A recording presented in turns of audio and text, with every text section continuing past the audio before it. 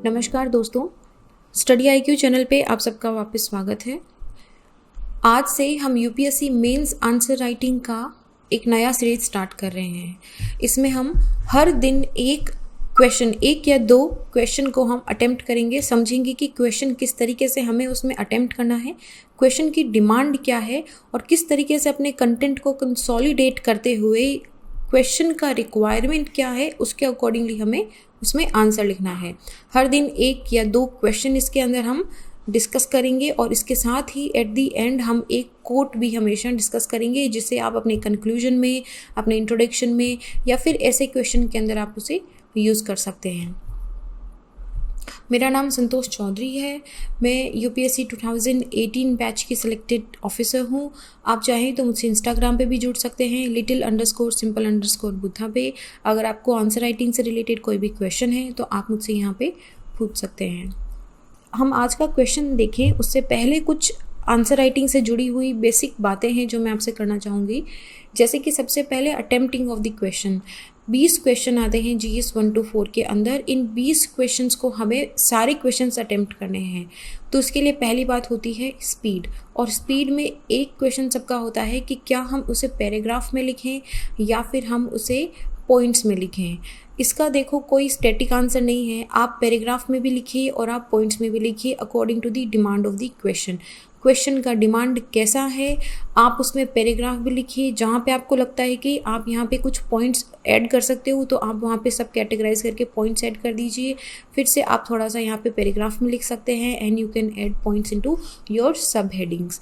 तो ऐसा कोई स्टैटिक रूल नहीं है कि पैरा में लिखेंगे तो कम नंबर मिलेंगे, पॉइंट्स में लिखेंगे तो ज़्यादा नंबर मिलेंगे। बस फ़र्क ये रहता है कि जब आप पॉइंट्स में लिखते हो तो आपको ज़्यादा स्पेस मिल जाता है, आप कीवर्ड्स में अपनी बात को समझा सकते हो, आपको पूरा सेंटेंस लिखने की ज़रूरत नहीं पड़ती है। उसी तरह पैराग्राफ के अपने फ़ायदे हैं। आप एक फ़्लो के अंदर अपनी जो बात कहना चाह रहे हो वो यहाँ पे आराम से आप उसे एक ही सेंटेंस के अंदर लिख सकते हो। अच्छा, दूसरी इंपॉर्टेंट चीज़ होती है लॉन्ग सेंटेंसेस। देखो लॉन्ग सेंटेंसेस पढ़ने में क्या है, आप खुद भी अगर कोई बुक पढ़ते हो, अगर आप बहुत लंबा सेंटेंस एक पढ़ते हो तो आपका फोकस टूट जाता है, वो सेंटेंस बहुत कॉम्प्लिकेटेड बन जाता है। इसीलिए हमेशा ये एडवाइस करा जाता है कि आप लॉन्ग सेंटेंसेस के बजाय उसे एक लॉन्ग सेंटेंस को 2-3 सेंटेंस में ब्रेक करके शॉर्ट सेंटेंसेस में अपना आंसर लिखिए, ताकि जो आपका आंसर चेक कर रहा है उसको भी पढ़ने का इंटरेस्ट बना रहे और आप अपनी बात को ठीक से समझा पा रहे विदाउट एनी कॉम्प्लेक्सिटी। एक तो पॉइंट हो गया हमारा स्पीड का, तो आपको सारे क्वेश्चंस अटेम्प्ट करने हैं। फिर दूसरा क्वेश्चन आता है कि जब कोई ऐसा बाउंसर क्वेश्चन आ गया जिसका आपको आंसर आता ही नहीं है तो आप उसे कैसे अटेम्प्ट करेंगे। देखो अगर बिल्कुल ही बाउंसर क्वेश्चन है, आपने कभी पढ़ा ही नहीं है, कभी सुना ही नहीं है, you know nothing about it, बिल्कुल एकदम out of your box question है, तो उसको बेस्ट रहता है कि छोड़ दीजिए। Rather than focusing on that one particular question आप बाकी क्वेश्चन का क्वालिटी इंप्रूव कर सकते हैं। सो ऐसे क्वेश्चन में अगर if you know nothing about this तो उस क्वेश्चन को बेटर है कि छोड़ दीजिए। लेकिन if you know something about this, अगर आपको उसका हाफ पोर्शन भी आता है, अगर आप उसका इंट्रोडक्शन भी लिख सकते हो, अगर आपको लगता है कि आज तक जो भी आपने नॉलेज गेन करी है उसको कंसोलिडेट करके आप उस क्वेश्चन के अंदर कुछ लिख सकते हो कि आपको कम से कम 1, 1.5, 2 नंबर जैसा कुछ मिल जाए, तो बिलीव मी दिस कि don't leave those questions. 1, 1.5, 2 number की क्या अहमियत होती है ये जब लास्ट में PDF आता है तब पता चलता है, जब हमारा सर्विस एलोकेशन होता है, जब हमारा कार्डर एलोकेशन होता है। तो ये अगर थोड़ा बहुत भी क्वेश्चन आता है तो उसको छोड़ना नहीं है, you need to attempt that question. Okay, फिर क्वेश्चन आता है कि जब हम पूरे 20 क्वेश्चन अटेम्प्ट करते हैं तो स्टार्टिंग के क्वेश्चन 1 से 10 में तो हम बहुत अच्छा लिखते हैं, बहुत अच्छी हैंड राइटिंग होती है, कंटेंट बहुत अच्छा होता है, क्वालिटी इज़ सो गुड। लेकिन जैसे जैसे हम एंड ऑफ द पेपर पे पहुंचते हैं, जैसे जैसे समय पूरा होने लगता है, हमारा क्वालिटी ख़राब होने लग जाता है। तो देखो एग्जामिनर आपको हर क्वेश्चन पे, क्वेश्चन में कितना नंबर है उसके बेसिस पे आपका क्या कंटेंट क्वालिटी है उसके हिसाब से नंबर दे रहे हैं। आपको क्वेश्चन की सीरीज़ के अकॉर्डिंगली नंबर नहीं मिल रहे हैं।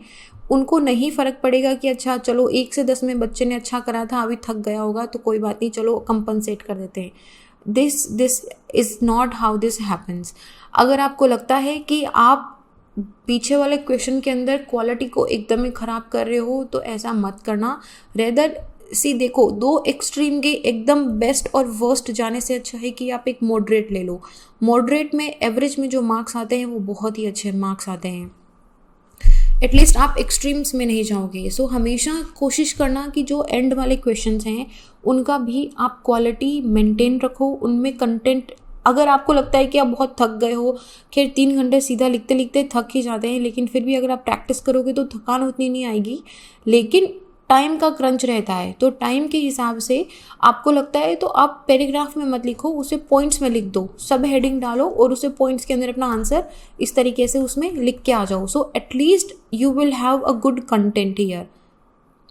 ओके, बॉडी थोड़ा चलो इसका इधर उधर हो जाएगा, लेकिन कंटेंट के अंदर, क्वालिटी के अंदर इसका कॉम्प्रोमाइज़ नहीं होगा।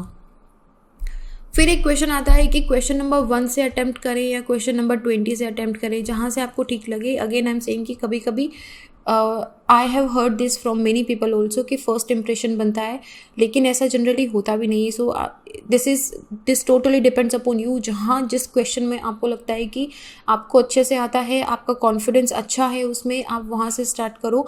अगर आप पहला क्वेश्चन ही ऐसा आ जाता है जहाँ पे आपको कुछ आता नहीं है, and rather than giving 7.5 minute आप उसको 10-15 मिनट दे दोगे यहाँ पे, तो आपके पीछे वाले जो क्वेश्चन है वो कॉम्प्रोमाइज़ हो जाएंगे। सो रेदर कि आप जहाँ से जहाँ आपको अच्छा कंटेंट मिल रहा है, जो क्वेश्चन में आप कॉन्फिडेंट हो, उस क्वेश्चन से स्टार्ट करो, और उसके बाद में जो आपको कम आ रहा है चाहे तो उस क्वेश्चन पे आप पहुँच जाओ। तो उसमें अगर जैसे मानो कि देयर इज़ वन क्वेश्चन जिसमें आपको थोड़ा बहुत आंसर आता है, तो उसमें आप 7.5 की जगह 4.5 मिनट लगाओ। नाउ अभी मैं क्यों स्पेसिफिकली इतना बोल रही हूँ, if you divide your 3 hours with all the questions and with all the pages you have to write, तो उसके हिसाब से आपको हर क्वेश्चन अटेम्प्ट करने के लिए लगभग 7 से 8 मिनट का ही समय मिलता है, and that also including reading the question. Why I am saying कि reading the question also, reading the question, क्योंकि यूपीएससी के कुछ क्वेश्चन तो बहुत छोटे शॉर्ट सेंटेंस होते हैं, कुछ क्वेश्चन बहुत बड़े होते हैं, और जनरली व्हाट हैपन कि we don't read the question very carefully. Question में क्या लिखा है, क्वेश्चन की क्या डिमांड है, the examiner what he is asking you, वो चीज़ हम देखते ही नहीं है। एक कीवर्ड हमने देख लिया यहाँ पे, उस कीवर्ड पे जो भी हमें नॉलेज है उस सबको हम लिखना शुरू कर देते हैं। ऐसा बिल्कुल नहीं करना है। सबसे पहले रीड द क्वेश्चन केयरफुली। जब तक आप क्वेश्चन को केयरफुली नहीं पढ़ोगे, आपको क्वेश्चन का डिमांड समझ में नहीं आएगा।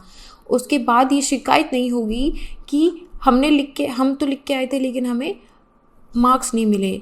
अगर आपने क्वेश्चन की डिमांड के अकॉर्डिंग लिखा है, डिमांड ऑफ द क्वेश्चन क्या है, उसके हिसाब से अपना सारा मटेरियल कंसोलिडेट करके आंसर को लिखा है, तो डेफिनेटली आपको मार्क्स मिलेंगे।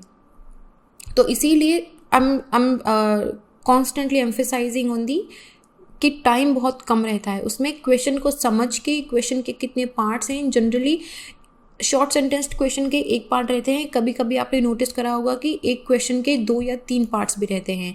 Now this also happen very frequently कि स्टार्टिंग का जो पोर्शन 1 दे रखा है उसका बहुत अच्छे से आंसर करा, पोर्शन 2 को लास्ट के एक छोटे से पैराग्राफ के अंदर आंसर करके हमने कंक्लूड कर दिया। पोर्शन 3 जो था जिसका हमें आंसर करना था उसका हमने आंसर ही नहीं करा।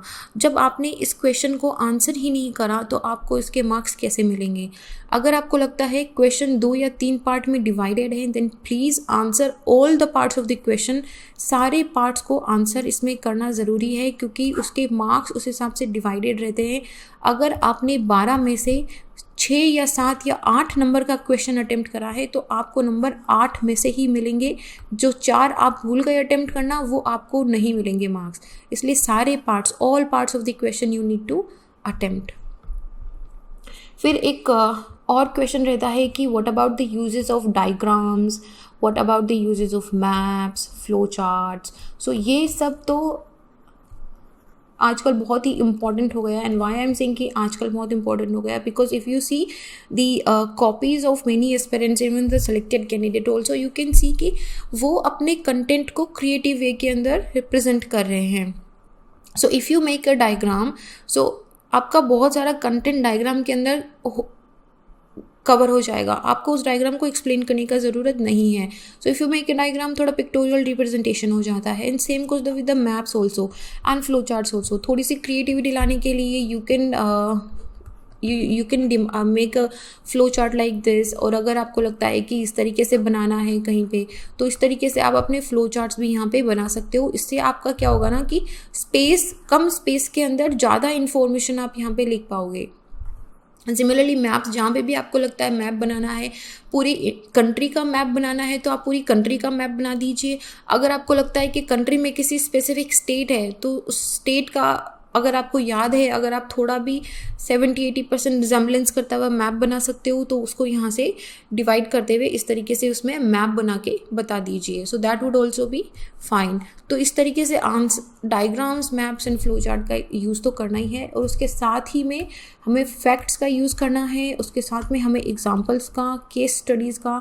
और एग्जाम्पल्स एंड केस स्टडीज़ कहाँ से आएंगे? करंट अफेयर के अंदर जो हम पढ़ते हैं कि इस स्टेट ने ये वाला कुछ नया पॉलिसी इम्प्लीमेंट करा, इस तरह का कुछ इनोवेशन हुआ है, या इस पर्टिकुलर विलेज के अंदर इस तरह की कोई मेथड अपनाया गया जिससे एग्रीकल्चर ज़्यादा अच्छे से प्रोडक्टिव हो गया। तो जहाँ पे भी आपको करंट अफेयर में लगता है कि this is a relevant example for some GS 1 2 3 4, तो आप उसे लिख लो।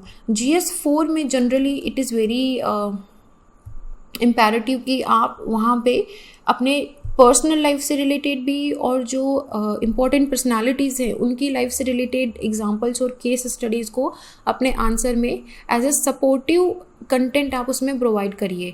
इससे आपका आंसर और भी ज़्यादा इंटरेस्ट लगेगा। And same goes for the facts also.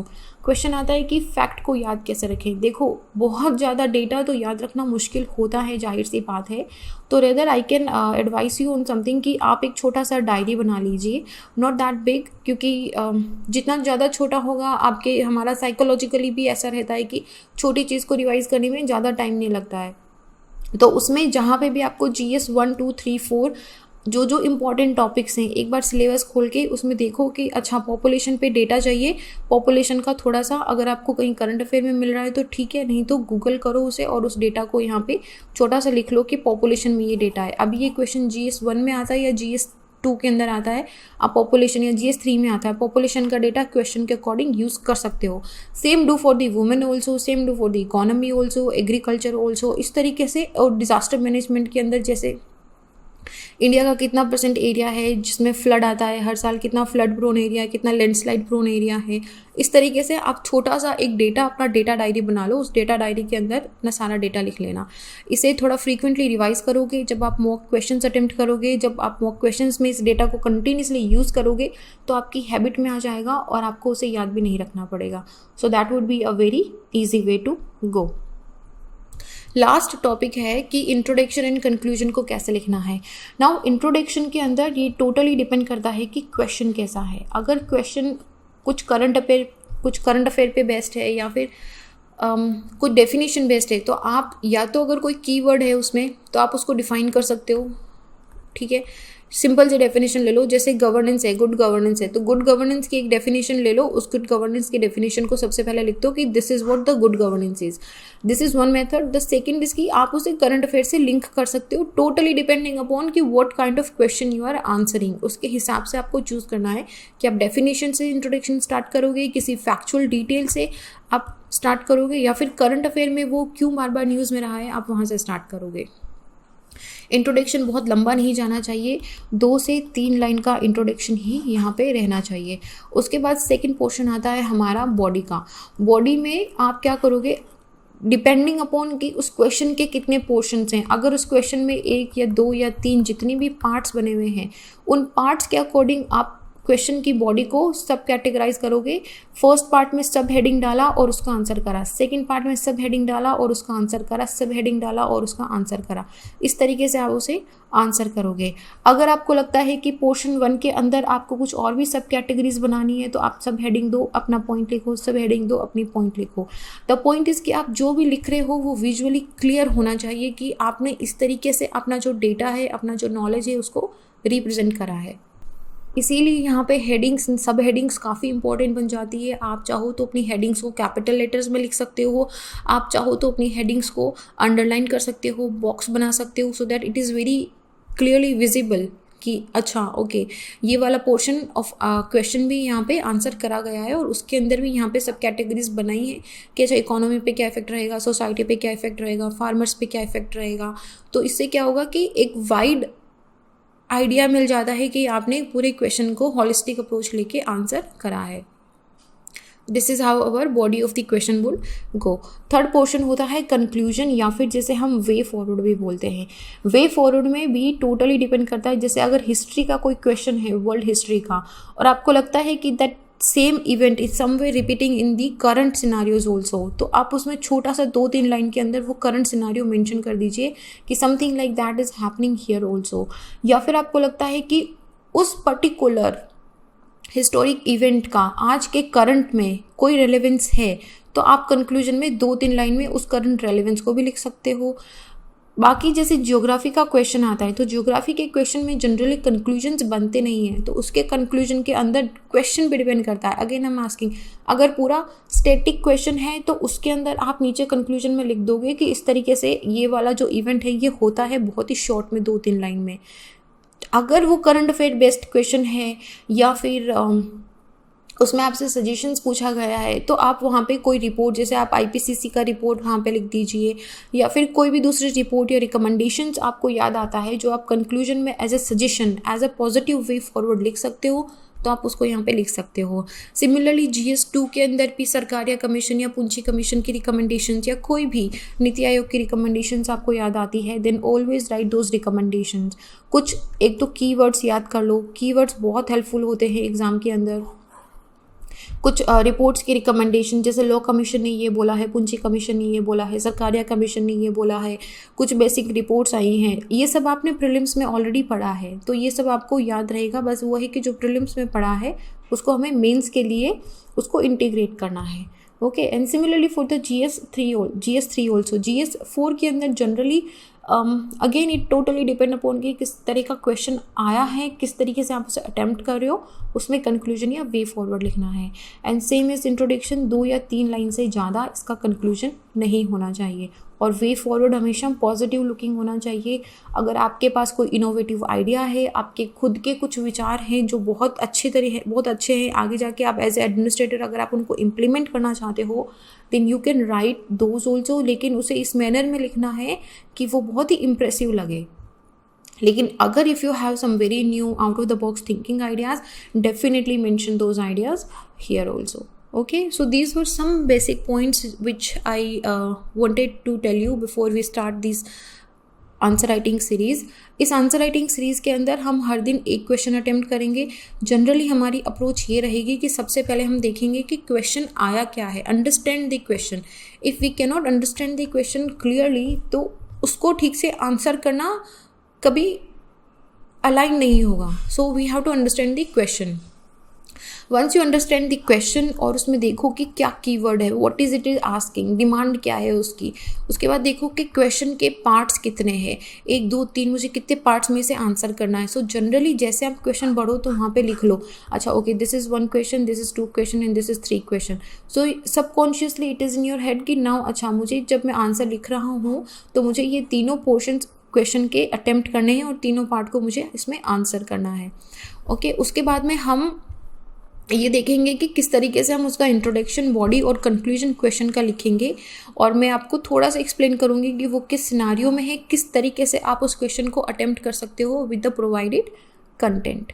Okay, so let's start with today's question. आज हमने GS2 का एक क्वेश्चन लिया है, important international institutions, agencies, flora and their structure and mandate पे, UN रिफॉर्म पे ये क्वेश्चन है। एक बार क्वेश्चन पढ़ते हैं। The future we want, the UN we need, and to reaffirm our collective commitment to multilateralism. Discuss the need, पहले क्या कीवर्ड आया है, discuss the need for reform of the United Nations में रिफॉर्म की बात करी जा रही है। In the context of India के कॉन्टेक्स्ट में क्या होगा। What efforts should be taken by the UN to face the challenges of the contemporary time, और contemporary time के अंदर हम क्या लिखेंगे, चलो स्टार्टिंग से करते हैं। ओके, सो ये एक पहला स्टेटमेंट दिया है, तो इसको हम अगर आप चाहो तो ये स्टेटमेंट कोट कहाँ से आया है उसको आप इंट्रोडक्शन के अंदर लिख सकते हो कि यूएन के अंदर अभी जो कोविड-19 के टाइम में जो वर्चुअल मीटिंग हुई थी, ये यूएन का इस बार का मोटो है। उसके बाद में क्या कीवर्ड है यहाँ पे, डिस्कस करना है हमें। अच्छा, इन वर्ड्स का थोड़ा बहुत देखो डिफरेंस होता है, डिस्कस करो, एलोबरेट करो, इल्यूसिडेट करो, एग्जामिन करो, क्रिटिकली एनालिसिस करो। तो if you want to make me a separate video on these keywords, हम क्वेश्चंस लेके उसको डिस्कस कर सकते हैं कि किस तरीके से बनाना है, then please do write in the comment section, I will make a separate video on that. तो क्वेश्चन क्या है हमारा, discuss the need of reforms in the United Nations. अच्छा, इन्होंने यूनाइटेड नेशंस में रिफॉर्म के लिए पूछा है।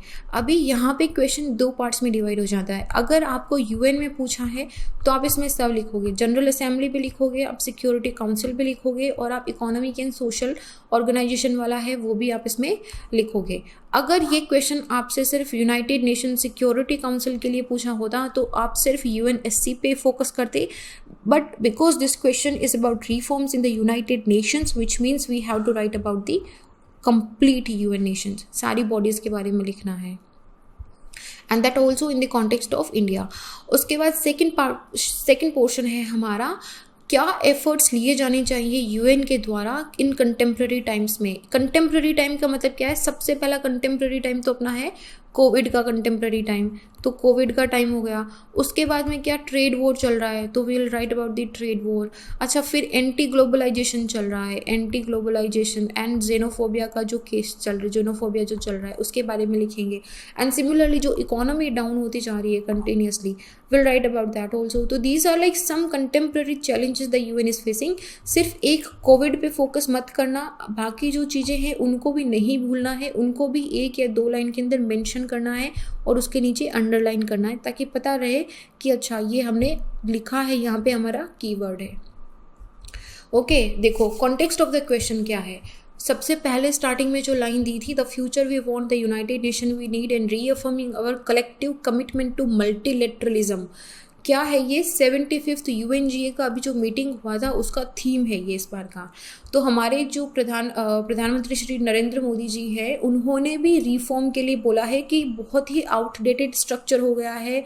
इट्स बीन 75 ईयर्स कोई मेजर रिफॉर्म नहीं हुआ है। तो ऐसे में in this absence of any comprehensive changes, कोई मेजर रिफॉर्म्स नहीं हुआ है, so this world body, this is a major world body, world की ऑलमोस्ट सारी कंट्रीज इसकी मेंबर हैं, and it is facing a crisis of confidence. Crisis of confidence यहाँ पे हमारा कीवर्ड बन जाएगा। देखो, जनवरी 2020 से इंडिया नॉन परमानेंट मेंबर बनेगा यूएन का। यूएन के 5 परमानेंट और 10 नॉन परमानेंट मेंबर्स हैं। हम 2 साल के लिए यूएन सिक्योरिटी काउंसिल के नॉन परमानेंट मेंबर रहेंगे। एंड इसमें हमारी ड्यूटी क्या रहेगी एज अ मेंबर कि we taking stocks of the world body, where did it stand to address effectively issues like combating terrorism, जिसके लिए इंडिया ने हमेशा अपनी आवाज़ उठाई है।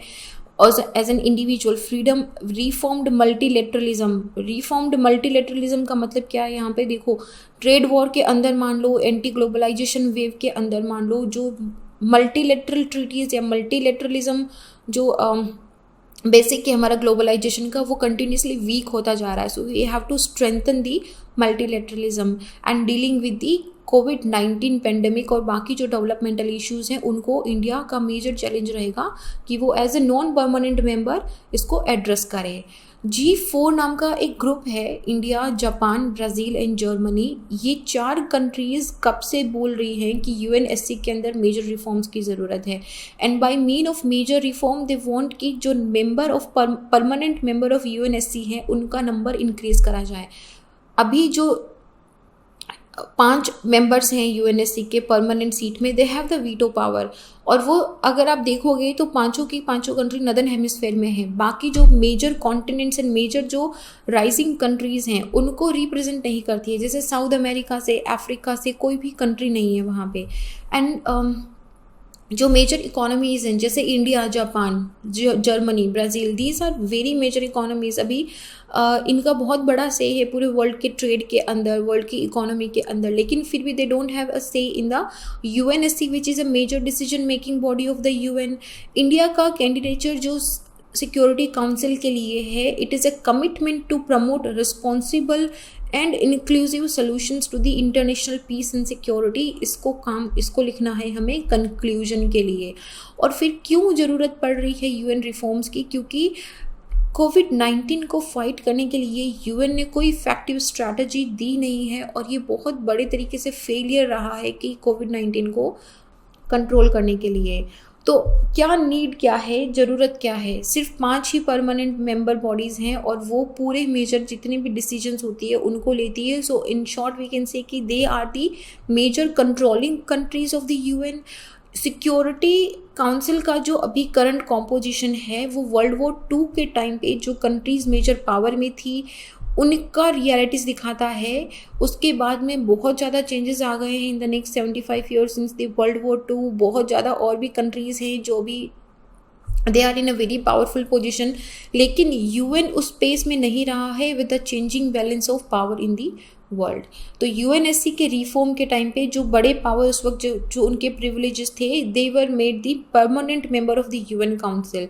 और अभी अगर यही सिचुएशन चलती रही तो यूएन का प्रॉपर फंक्शन करना बहुत मुश्किल हो जाएगा, और ये it would be a failure like an organization of league of nation, and you know about the league of nation situation.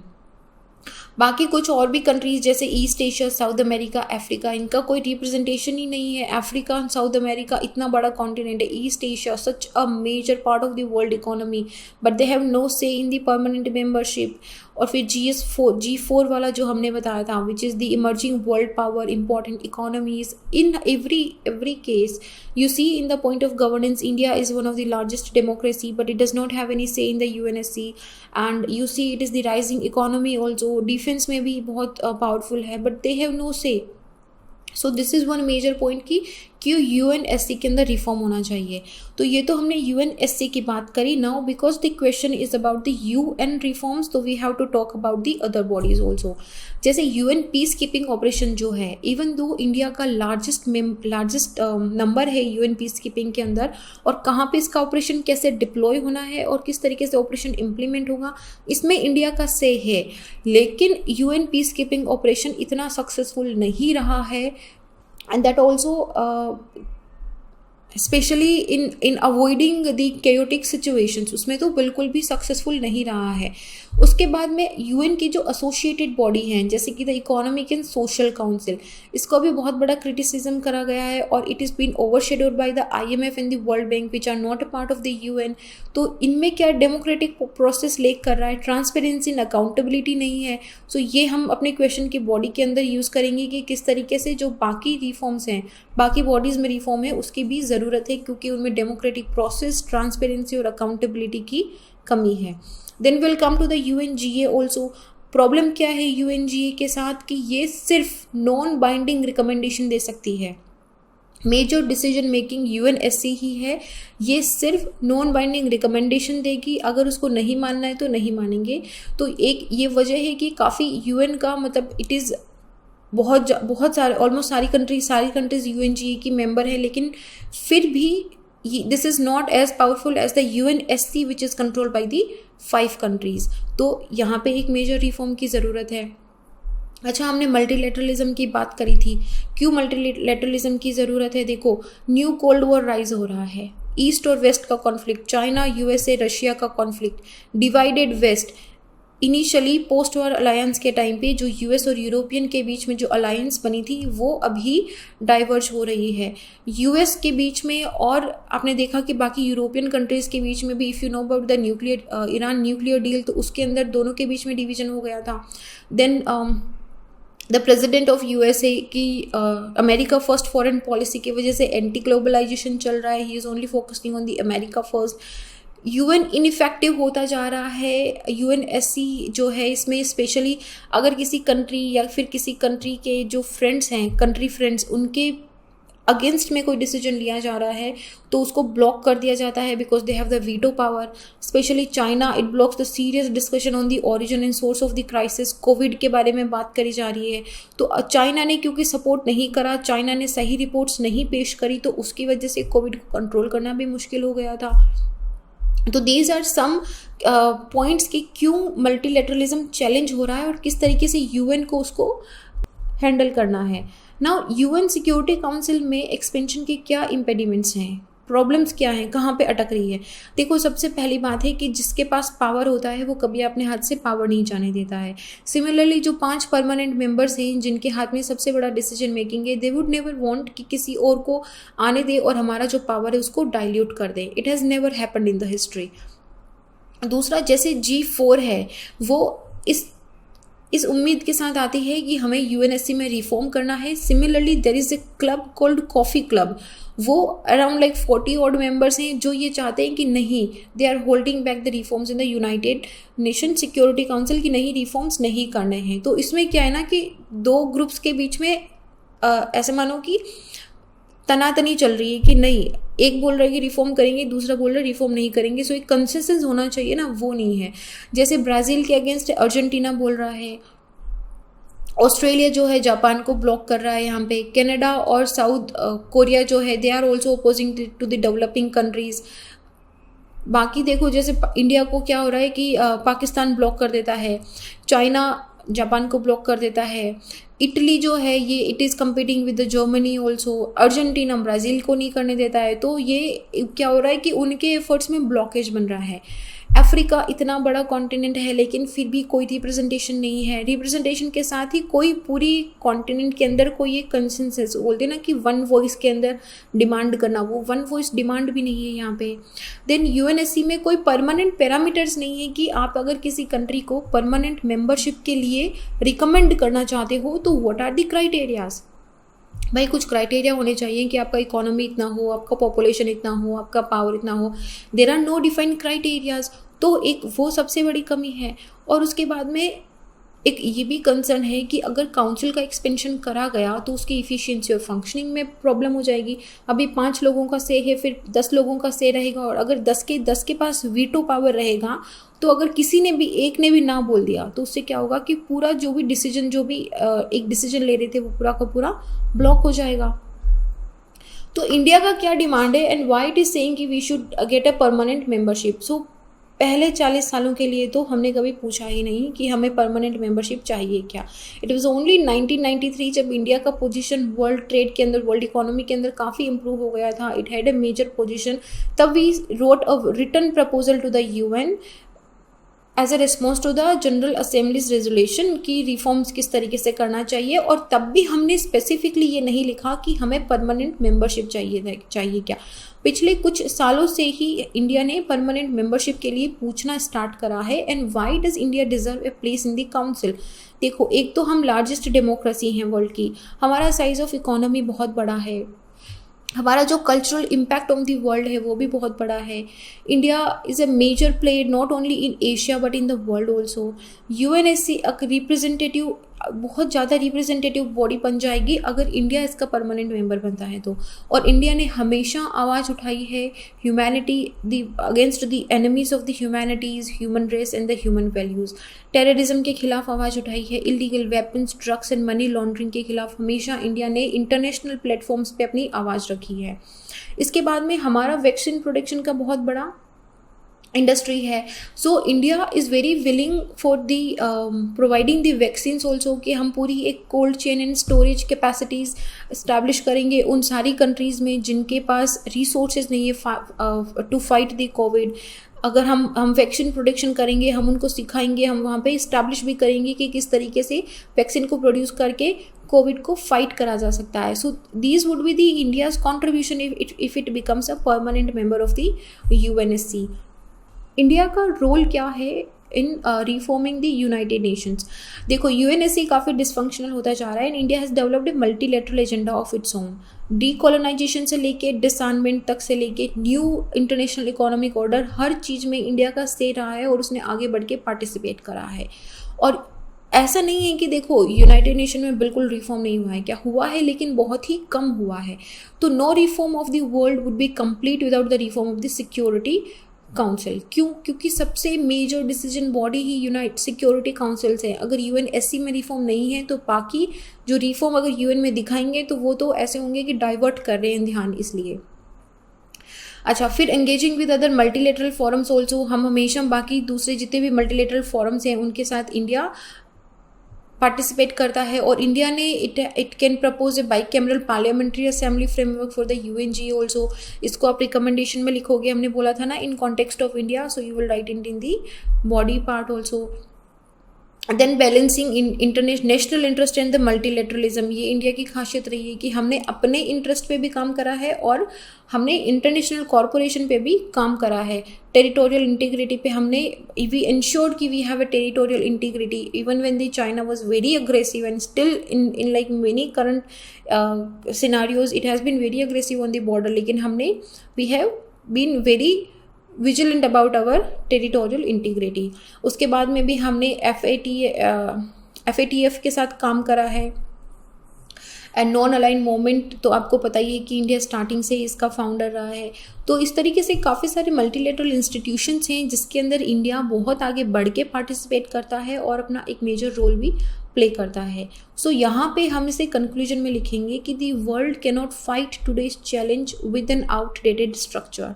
Without comprehensive reforms the UN faces a crisis of confidence, and for today's interconnected world it needs a reformed multilateralism that reflects today's reality, which is what? Giving voice to all the stakeholders, addressing contemporary challenges and focusing on the human welfare.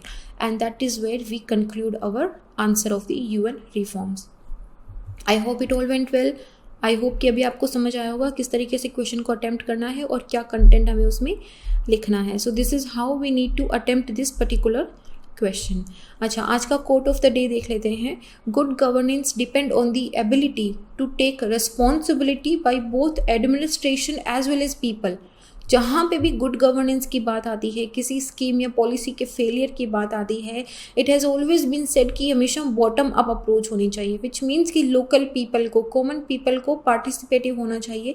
जो हम बात करते हैं ना active participation की, तो वो ये this is all talking about the active participation. Government आपके लिए बहुत सारे रूल्स, रेगुलेशंस, पॉलिसीज़, गाइडलाइंस लेके आ सकती हैं, लेकिन वो कुछ भी सक्सेसफुल नहीं होगा until unless we as a people do not participate into that. So ये this is about the active participation कि कैसे हमें एडमिनिस्ट्रेशन के साथ या फिर एडमिनिस्ट्रेशन को लोकल कॉमन पीपल को अपने साथ में लेके उनका एक्टिव पार्टिसिपेशन करा के गुड गवर्नेंस को सक्सेसफुल बनाना है.